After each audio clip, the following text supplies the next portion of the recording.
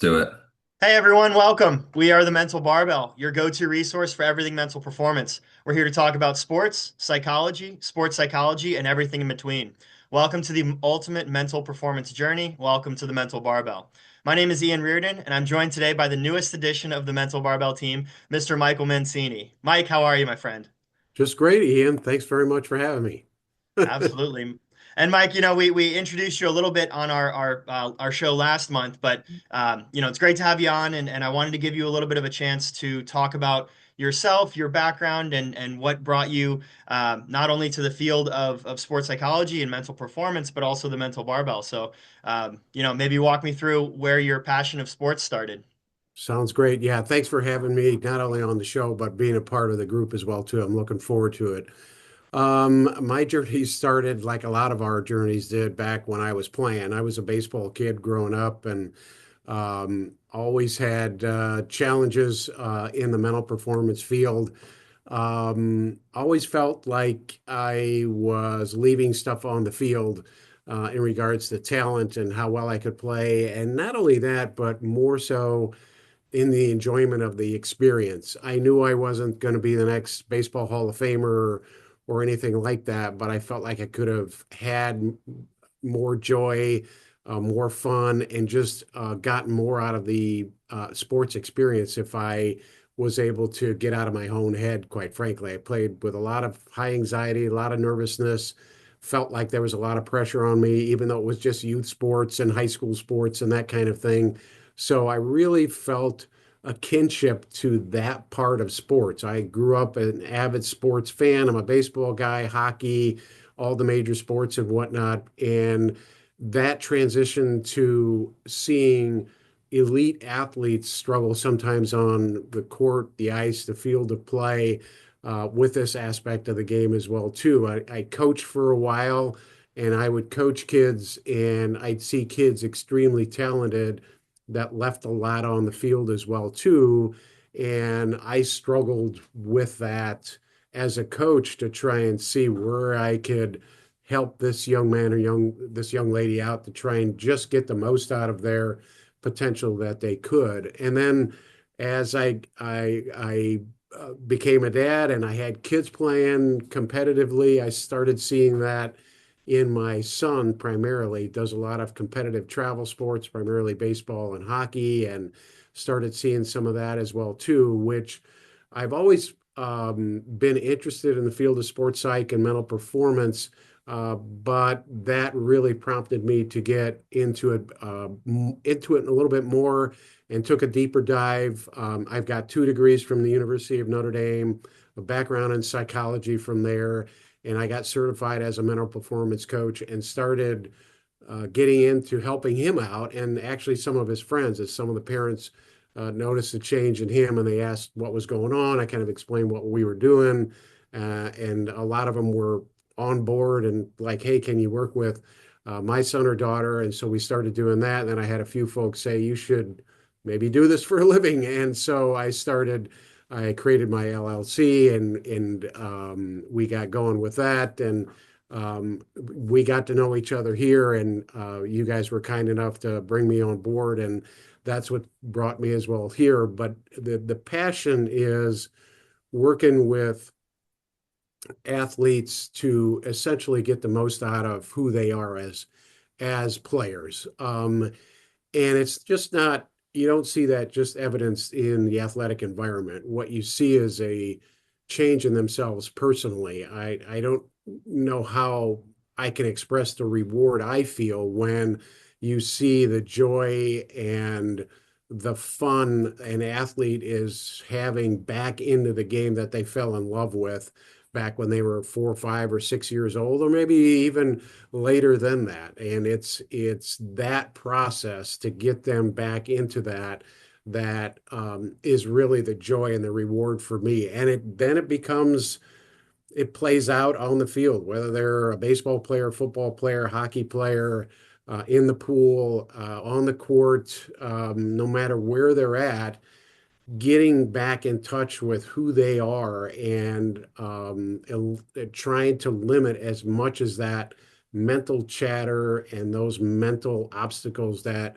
they've grown to throw up before themselves is really kind of fun to watch. And to be able to have a part in that, that you're teaching those skills and enabling those young men and women to gather that for themselves, because ultimately it's them that has to go through and do that. And they take that responsibility and kind of run with it.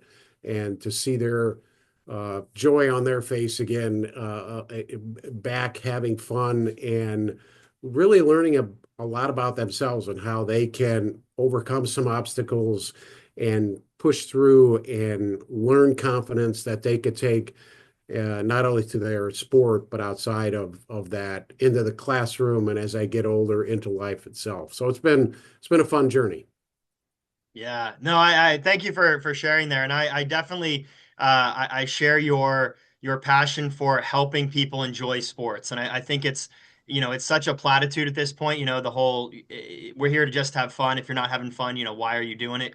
Idea, um, but it gets so lost sometimes for athletes with pressures of different making different teams or qualifying times and what your coach thinks of you and things like that, and it just distracts and quite frankly, it can ruin your athletic experience. And sports is such a unique thing in that you only get it once, right? You only get one shot at being an athlete. It lasts 15 years, 16, 17 years, depending on how long you're playing. But beyond that, it's kind of a one and done time in your life. Whereas with jobs, if you don't like a job, you can get a new one and you can switch careers. So I think it's so valuable to really protect that experience and help athletes and people get the most out of it. While you were talking, I was thinking I had a conversation with a much older gentleman who was unfortunately in a hospice situation, and that we were talking about just what I was doing for a career and things, and I mentioned that I was in sports, and he just kind of lit up and started talking about his high school track and field days where he was on a relay and got to compete at Ohio State and got to be in the horseshoe arena and all these kinds of things. So Oh, cool. it just really reminded me how important that time in people's lives is, right? I mean, that's 80 years ago for this person, but it felt like it was yesterday because it was so important. So, I think that's a huge aspect of what we do. And then also it's overlooked that we play our best when we're having fun. You don't play well when you're stressed and nervous. You play your best when you're in the flow state, enjoying it, playing free and how you, like you said, you did when you were a kid. So, um, very, very cool there. And just to add to that a little bit, one of the questions I always ask my athletes and even my teams is to periodically ask themselves, what have I learned about myself today or this week? I'm working with a women's basketball team, and they just went through their preseason, and so I asked them, "What have you learned about yourself from day one showing up on campus to opening night and the tip?" And I think that can be a very powerful element to who they are as individuals as well too, because as they see, as I mentioned earlier, as they see themselves learning how to navigate through mental obstacles and challenges that they have and understanding how they can work through those, it can be very powerful for us as human beings, let alone as athletes. And to know and learn about that for yourself just adds that more fuel to that confidence fuel tank, if you will, that you can take again, not only just in the sports element, in the sports world, but outside of that in any endeavor and reach back and say, hey, I was able to navigate my way through these challenges. I could use the same strategies and techniques to navigate my way through challenges over here in life as well, also. So, Yeah. Absolutely. I think that's tremendous. So, we'll come back to that, I think, but I do want to touch on some of your fandoms. So you said you grew up kind of a baseball kid, and I'm sure you're an NFL fan as well. But what are you watching these days? well, definitely the World Series. That's been just being a baseball purist. It's just that's the ultimate, of course. I grew up a Cubs fan, so we fell a little short this year, but that's okay. But it's been really fun to see the competitiveness between both Toronto and the Dodgers. The other night, believe it was game 5 or game 4, where it went 18 innings. something like the longest or second longest game in World Series history. And the thought came to mind of, as we talked about, how do you keep focus for that amount of time and whatnot? And it reminded me of working with golfers. You spend for an 18 hole round, you spend 4.5, 5 hours on the golf course. And I believe it's only something like 3.5, 4 minutes of swinging a golf club. So you have a lot of time to think about what's happening there. And the idea is not to stay mentally locked in, to use a cliche, for that entire time, every minute. Same thing with those guys going through that 18 inning game.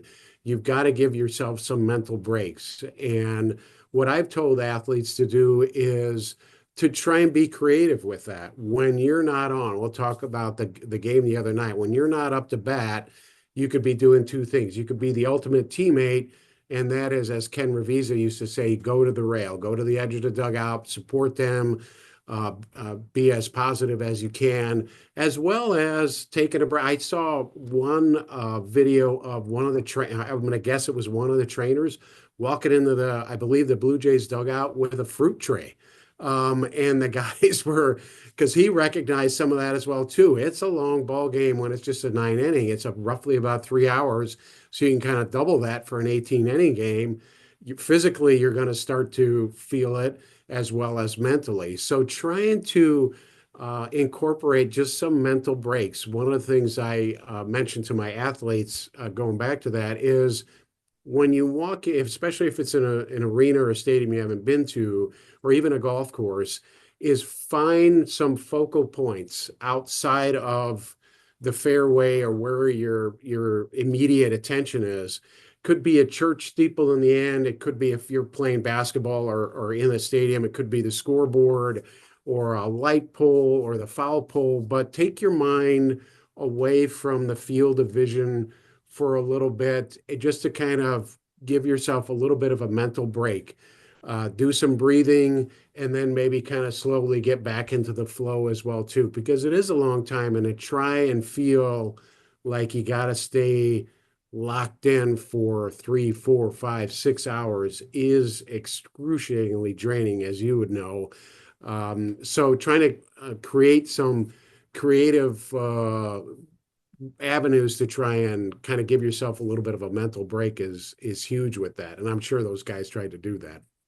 Absolutely. Yeah, that brings to mind, the rain delays that they'll have sometimes entertaining themselves in Yeah, the dugout, right. silly games and, pretend tennis and things like that. So, I think that that's something that Anthony talks a lot about as well, the idea of being mentally flexible. So you are in the state that you need to be in, whatever that is at the time that it needs to be. So, if you're stepping into the batter's box, that's the locked in moment, right? If you're, you know, uh, in the athletic stance waiting for a pitch to be delivered, that's the moment to be locked in. But sitting in the dugout or relaxing and being able to allow yourself to relax is a huge skill. So, and you're totally right. You would just be so emotionally drained after being so hyped and focused for that long, that you'd probably end up making mistakes, towards those later innings anyway.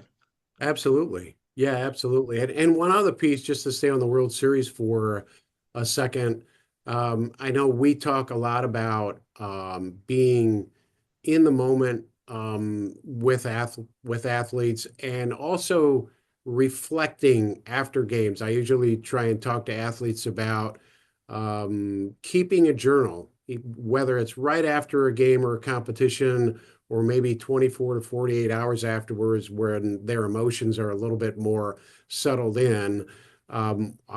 We talk a lot about keeping a sports journal, how impactful that can be. And even above and beyond maybe using an iPad or a cell phone, to really go old school, because there's a lot of research that's starting to support the fact that if you use a pen and a pad of paper, that can be real impactful as well too. And it was interesting during one of the games that Yoshinobu Yamamoto pitched, the cameras caught him in between innings doing just that. He had a folder with paper, and he had his pen out, and he was jotting down notes. He was in the moment, keeping a sports journal, which was, I thought, pretty cool. And again, another confirmation that here's a guy at the highest level doing that same thing and how impactful that can be as well too. And just helping him kind of stay in the moment, stay focused in, but also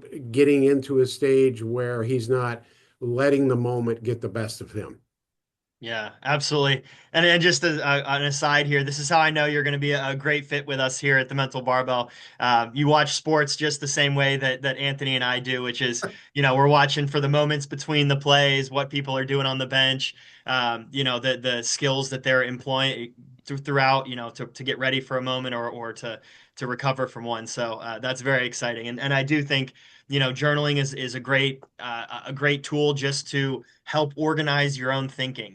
We have a lot of thoughts that are always, racing, but taking time to put them down. And like you said, writing is the best way to do it. You have that physical component of actual handwriting involved, which can help kind of solidify everything too. So, yeah, awesome thing to notice. Yeah, I sometimes I do that to friends and relatives who are watching a game with me as well too, and they're like, Mike, can you ever turn your mental performance coaching hat off? And I'm like, not really, because that's just I think it's just really embedded in who I am. So you look for those types of moments as well too. Absolutely. And once you know to start listening for it, I find it's almost annoying how much the commentators talk about the mental side of stuff because they talk about it and talk about it, but then there's no real like action or no, it's more of like they notice when things are going well or notice when things are going poorly. But on our side of it's like we have control over that. Right, We can right. do some things to lock in mentally. So Yeah, absolutely. absolutely. And noticing those pros using the skills and tools that we coach can really help show that the best athletes are doing this stuff. They are journaling, they are taking that positive reflection, like you noticed. Right. The Uh, other, I kind of follow the NFL a little bit too. I'm a huge Packers fan. They showed my allegiance, so I got Cubs, Packers in there as well too.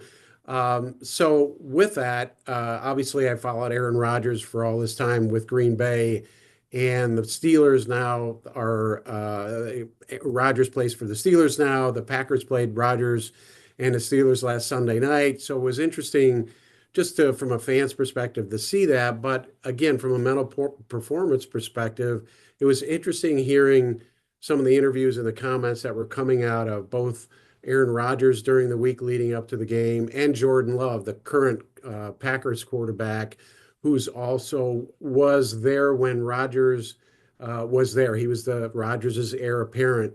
And seeing their and hearing their post game comments, putting those two together, you could really tell that both of those guys were using as many strategies they could to stay focused in leading up to the game, and within the game as well too, and to not let a lot of that chatter about Rodgers facing his old organization and what's he going to feel like, and does he have revenge on his mind and all this other stuff, and Love being the younger guy, what's it like going up against your mentor and your heir, and you were the heir apparent and all this other stuff. And to hear those guys talk, you can really get a sense that they were doing their best in terms of focus strategizing and concentrating on this is the game plan I'm following. I'm not playing against Aaron Rodgers. For Rodgers, is I'm not playing against Jordan Love. I'm playing against the opposing team's defense. That's mhm. what I'm locked in on. How do I defeat them using our game plan moving forward and trying to go play by play, series by series, and let's see what happens at the end. So it was kind of fun from a fan's perspective just to see the game and whatnot, but also from that mental performance perspective of how those guys really tried to stay locked in and focused to do what was their job for that particular 3 or 4 hours during the game. So that was kind of fun to watch. Absolutely. And I love to see when quarterbacks are, like franchise quarterbacks are put in a new team because it's an experience that a lot of athletes have, right? Moving teams and having to refit to an organization. But for some Right. of these guys that have been in one system for a decade or whatever it might be, to then see, the Brett Favre of the Jets, or something like that. It's like how do these guys who are at the top of their game, how do they adjust to maybe either suboptimal or just different conditions? It can really like kind of highlight some of the cracks or some of the strengths in this case. Yeah, absolutely. Yeah, it was just a fun dynamic all the way around to kind of watch a lot of that stuff. Yeah. Yeah. Yeah, some other maybe less fun news coming out of the NBA with all of the NBA, betting scandals and rigged poker games. And while it doesn't affect kind of the work that we do, I do think it's kind of a catalyst for a conversation about the distraction that money can be in sports. And with college sports and the name, image, likeness stuff, and now with sports gambling and even like fantasy football and things like that. It's just such, to your point about kind of distractions and things that don't matter. I think we're kind of moving towards a place in sports where there are a lot of those distractions and more coming.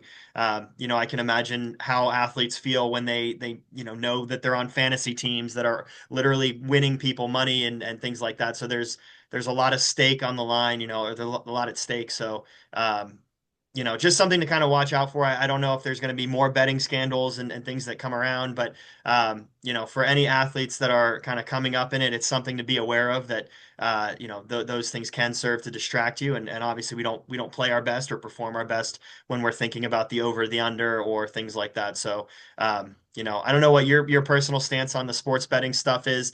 I've always thought of it as kind of a mar on the purity of sports, but I do think it gets more eyes and more visibility to athletes. So, did you have any kind of reflections on that situation? Yeah, it is interesting, and I think it's going to put I don't know if pressure is the right word to use, but with the whole NIL thing and what you've seen in college football this year so far, the firings of some high name coaches. A lot of times that would be waiting till the end of the season. Now they're doing it mid-season. There's a lot of pressure on a lot of these guys in that whole NIL space, not just on the players as well too. So one of the one of the early or the basic fundamentals of what we do is the whole idea of control the controllables and what's a distraction for you and what isn't. I know when I work with teams, that's one of my earlier sessions is we just do a chart and it's like, okay, what's a distraction for you?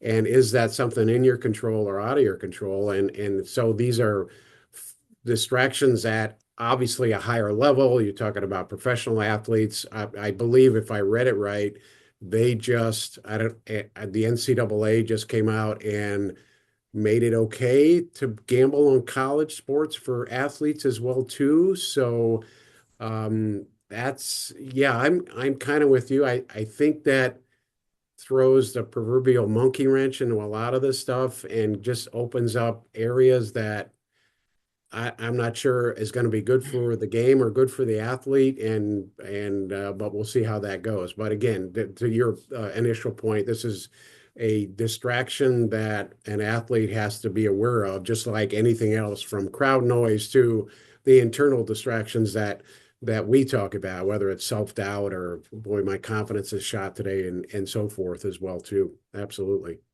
Yeah, and I think it also adds a new kind of layer for the coaches too, because now if you have teams that are shifting year to year, you're going to have to learn how to develop culture much faster, right? Get these people on the That's same true. page much Yeah, faster. Whereas coaches of the past would have had 4 years to cultivate that team atmosphere. So yeah, very interesting and something definitely to keep an eye out on. Excuse me. absolutely. Yeah. Um, Something else that I thought was interesting from kind of the world of sports. I'm an Olympic sports junkie, so I'm always perusing the Olympics news, and I found it was interesting and very promising for what we do. That on the main news website Olympics.com, the head the header, the main page, was two, mental performance and mental health related articles. One was about preventing burnout, and the other was different ways to help support athlete mental health. So I think it's cool to see that what we do is getting more visibility, especially on that international stage. And I think people are starting to recognize the importance of, not only mental health in maintaining good mental health while performing very well, but the importance of the mind on performance too. So just cool to see that from Olympics.com, and I'm sure there'll be more articles kind of trending in that direction as well. Yeah, I think anytime that you see that in the media and it could shed more light on just all of this as well too is helpful. As you had alluded to earlier, a lot of us will watch a game and an announcer will be pointing to the mental aspect. Mentally you got to be locked in. A lot of the analysts are former players, no matter what the sport is, and they'll kind of chime in with their version of what being mentally locked in or losing focus might be, or gaining or losing confidence and so forth. So those are all helpful, but anytime we can have some of that light be shed, and the Olympics is obviously a huge spotlight on that, and having some of those athletes talk about that is great. I know that a lot of what we do lends itself to those building blocks to that whole mental well-being state. And again, anytime that is shed more light on that, I think that's a positive for all of us. Yeah, absolutely. Yeah, very cool to see. And maybe transitioning here into our kind of monthly research review. I think it's also great to see attention being given toward to mental performance with elite athletes. One of the problems within the field is that a lot of our studies and research is done on more novice athletes or like college aged, maybe untrained adults. So to see research be done actually on very high performing athletes and at a national stage or at that Olympic stage is very helpful. And that's what we'll be talking about today here. Out of Hungary, there was a study just published this year. Um, they were looking at the effects of a mindfulness-based sports performance enhancement program. So basically, a workshop series similar to the ones that we do with our teams and athletes, where they walk them through some different mindfulness techniques and um, different strategies to cope with stress and to manage anxiety and to perform better.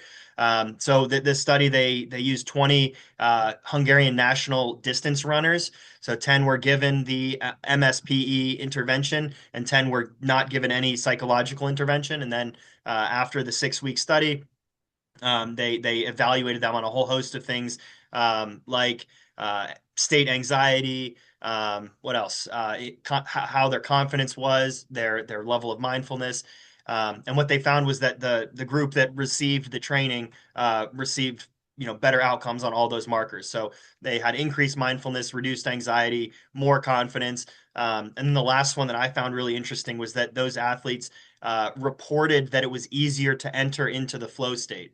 So, Mm. given some mindfulness training and knowing how to maybe interpret the stimuli that you're receiving from sports, right? That you're living, kind of experiencing in the moment, that you're able to enter into the flow state, which, as we know, is that peak performance zone that we like to be at to perform well. So, very cool study there, a quasi-experimental study with some elite athletes. So, in my opinion, very important for what we do. So, did you have any maybe thoughts on our research from this month?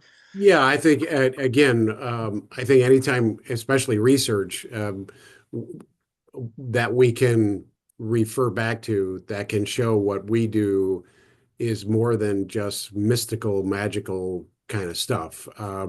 When I talk to individuals or even families or parents of kids that I might be working with and whatnot, that's one of the things that I try and explain to them is that this isn't a magic act. This isn't a life hack. You're not putting 2 ounces of salt and 4 ounces of water and letting it sit out in the sun for 3 days and it's going to magically make you more confident or more resourceful or help you focus. Sure. These are evidence-based, research-based, practical strategies and techniques that you can learn and we can teach and you can access and practice and get better at, just like you can the physical part of your game, whether it's biking, with this research study, or on the golf course, basketball court, in the pool, on the at the rink, whatever the case may be. And I think anytime we can bring some research to that, makes a ton of sense, and again just adds more evidence, and the idea that this is something that is viable and should be looked at as we kind of continue on to improve ourselves as human beings in general, let alone as athletes as well too. Yeah, yeah, that that hits the nail on the head for us and our philosophy of the mental barbell. Like the name suggests, we're a tool, right? We're a tool that you can use to improve yourself. Just owning a barbell or buying a session with us isn't going to fix anything. It's really how you use it and what you do with this information in this tool. So I think that's great, and um, I'm excited to see that the workshop model is being evaluated as well. Because I think a lot of the research currently is more kind of individual focus, like case study basis. Somebody works with an athlete and then they write up a review of that experience. Whereas a lot of what we do is getting out in front of a group of athletes and talking, and it's nice to see that there are personal gains that are made from that group experience, if that makes sense. Yeah, It's not all just communication and team building, but we can actually get through to the individual in that context as well. Which of course we knew, but now it's nice to know that there's some research behind it as well. yeah, absolutely. Evidence base is the best. Yes, yeah, I couldn't agree more. And I think that leads us fairly well into our next, kind of the main topic for the month, for our show this month, which is how broadly applicable the mental skills that we coach and that we teach are, and how they're not just sports skills, right? Like a soccer coach might teach a kid how to kick a ball into a goal. That's not really going to help them in their corporate life, right? But the things that we're able to teach, the confidence, the goal setting, the mindfulness, the stress management, excuse me, these are all things that do apply very, very broadly. And so Mike, as someone who works with students in a university setting and some maybe non-sport context as well as your athletes, maybe you could share with us some of the skills that you encounter in that transference process.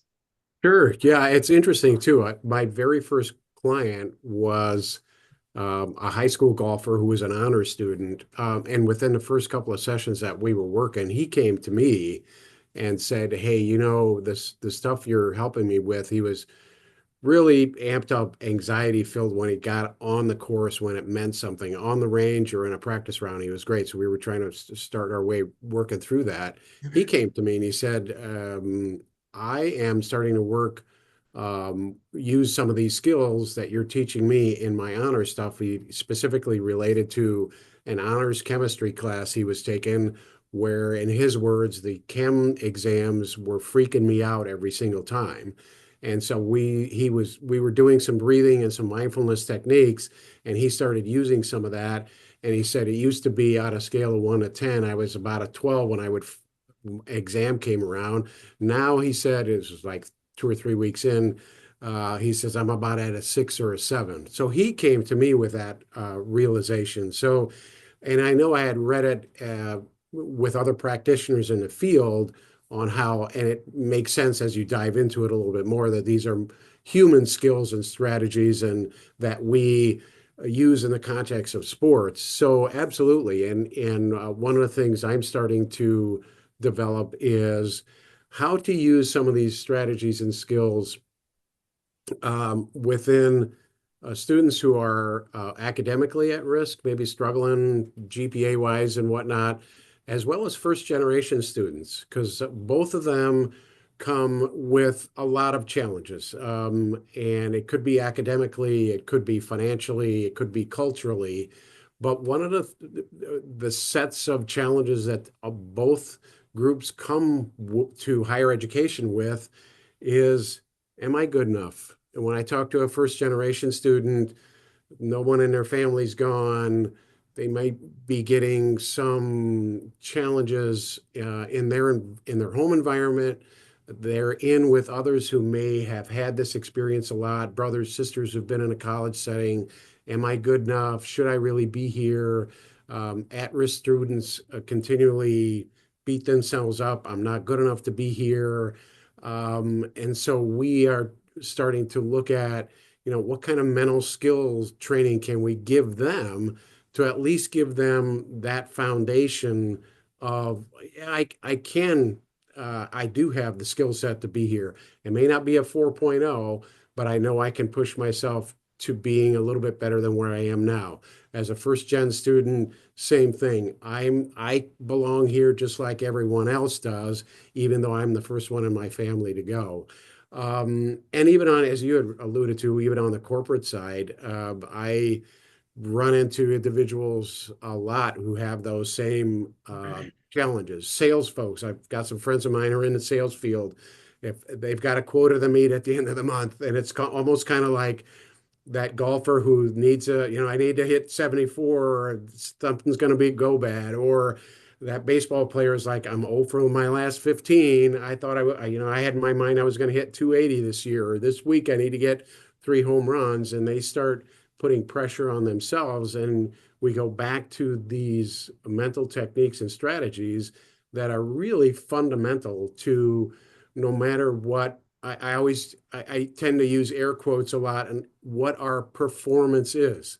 Again, it could be on the golf course, it could be on the basketball court, but it could be in a meeting leading your group, your team, your group in a business setting.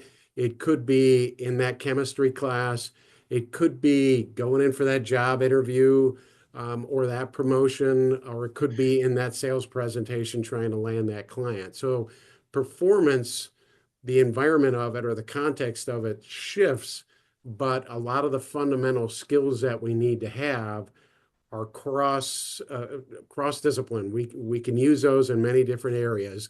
We just maybe change the verbiage a little bit to be unique to whatever setting that might be. So absolutely, and that whole mindfulness piece plays a large part in what I teach, and I know we all do, in trying to stay in the moment, stay focused, stay as relaxed as possible without getting to a point where you're falling asleep. There is a certain level of reaction and that you want to have to be ready and ready to roll in that moment. But absolutely, these are skills that can be used universally, no question about it. Yeah, no, I love the idea of reframing performance. So it's not, how many goals you scored, how high you jumped it, but it's about like you said, could be taking a test, could be a job interview, could be a first date. Yeah, We're yeah. always trying to perform for something for someone. So um, finding things that help you perform well in sports and then transferring them, just changing that end goal, that performance. I think that's fantastic. Um, what have been maybe some of the challenges that you've encountered in trying to transfer these skills for an athlete? I think some of it has to do with they have in their mind this is the only place I can use some of this stuff in. So really, it's just been trying to change the language. So, for example, that the I've had since the golfer, I've had more folks come to me with academic related type questions and concerns. I've had a few other high school athletes I'm working with. Hey, I'm taking my SATs in the summer and I really want to get into and I'm kind of freaking out. So we literally just try and change the language. So the setting might be instead of, in our area, yeah, I'm in northern Indiana, we use sectionals for how our teams go from one level to the next when they're in the state playoff race. So instead of trying to meet a certain score in sectionals so you can advance to regionals and semi-state, it's how do I put myself in the frame of mind of that SAT? Where am I at? Where are my, we look at prep What's my prep as I get ready for the SATs? Similar to what's my prep as I get ready for those golf sectionals? Are you working on a particular element of your golf swing, part of your game? You're working on short game. You're working off getting off the tee. Same thing with SATs. Are you working in? Are you struggling to try and score a little bit better on the verbal part versus the math part? What are you trying to work on here? Let's put ourselves in a mental state in terms of we try and change the language as it relates to focus and why they have the right to feel confident on the golf course, as well as all the reasons why they have the right to feel confident going into that SAT exam as well too. So we go back to um, previous academic work, grades they may have had, what some of their subjects that they did really well in, and being able to tap back into that as they continue to build confidence going into something like that SAT exam as well too. So it's really just trying to change the language a little bit and helping them understand the relational areas that are equivalent to what they're used to in their own sport, Mm. is probably the primary way I try and do that. Yeah, no, I think that that's all that's great. And like you said, if you're on a team sport, how do you interact with your teammates and how do you interact with maybe your classmates or your coworkers? So, yeah, drawing those equivalencies.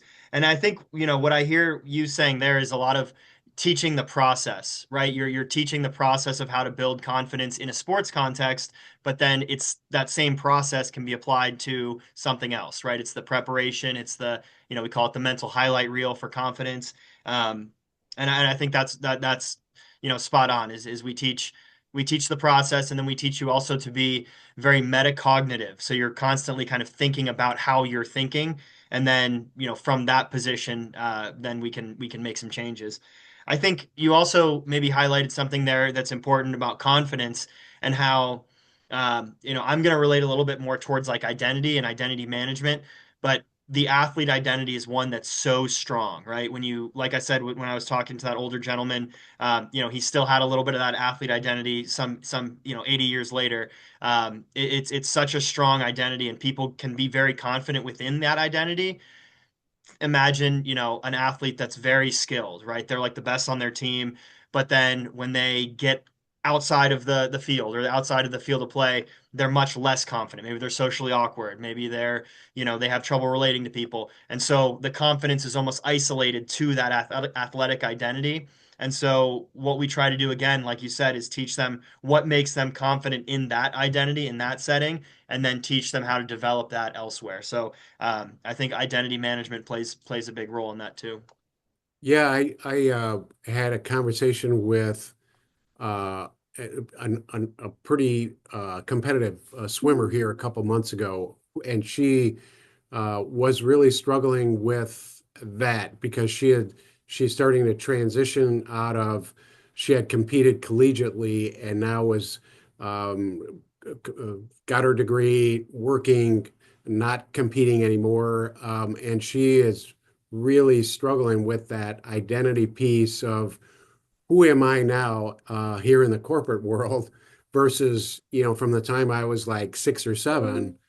I was, in the pool and competitive, and she described her history and competitive collegiately as well too. So so we've been kind of informally talking about how to kind of tap back into, as you just mentioned perfectly, those reasons to feel confident and to feel good about yourself outside of the pool as well too, and outside of that competitive environment and that sports identity. Absolutely. Yeah, the retirement component of what we do, I think, is huge. I know so many athletes that struggle with a retirement, with either a forced retirement through an injury or a timeout injury, or excuse me, a timeout retirement. You graduate or something. But just losing that identity is it can be tragic for some people. And then where do who are you and what are you now can be really Right. difficult conversations. And so, like you said, it's what skills, what things about you as a person, like as an athlete, did you like? How can we transition that identity into something else? And I had this conversation with somebody who was like a cyclist, and they had an injury and didn't want to be on the bike anymore.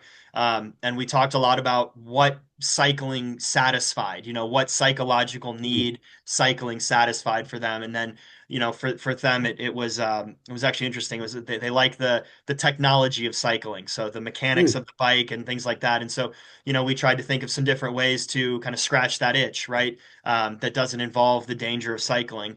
But I think it just goes to kind of the different motivations people have, and finding what those motivations are, and then expressing, that satisfying those needs, or finding other outlets in retirement to satisfy those needs, or what those motivations are. So, what is your kind of strategy in helping those athletes maybe transition into retirement? I usually try and go back to a similar exercise I do with some athletes that are really, really competitive and have gotten caught up into what I call the business of sports and have kind Mm, of lost their joy. I was working with a pretty competitive hockey player here a couple of years ago who was texting me on a Saturday morning. He was at a tournament and that was it. He was done with hockey, not anymore, can't do it anymore. So it was out of town. And so when he got back into town, we had some sessions and we kind of talked to him a little bit about what was bothering him. And he was just feeling the effects of burnout, both physically and on the mental side. But one of the things I shared with him to do, and I've done this with other athletes as well too, is literally take your time, whether it's in one setting or over multiple settings, and tell yourself why you fell in love with the game of hockey. And so I've tried to use that same exercise. As a matter of fact, the individual I just referred to, the swimmer here, and it kind of I love the way you put it in terms of what did you love about swimming that that really, as you very aptly put, kind of scratch. I love the phrase "scratch that itch" for you.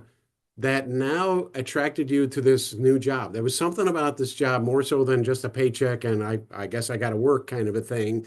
Something about that, and maybe it wasn't. So we get into your a little bit of, and we can into a little bit of a deeper dive into your why as a person, as a human being, and your why could have been different when you were a competitive athlete, and now it changes a bit.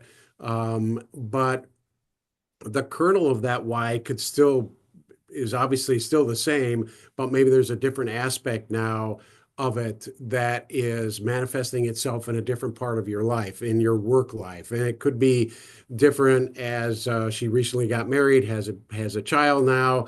You know, that why changes for her a little bit as well too, as a mom and a spouse and so forth as well.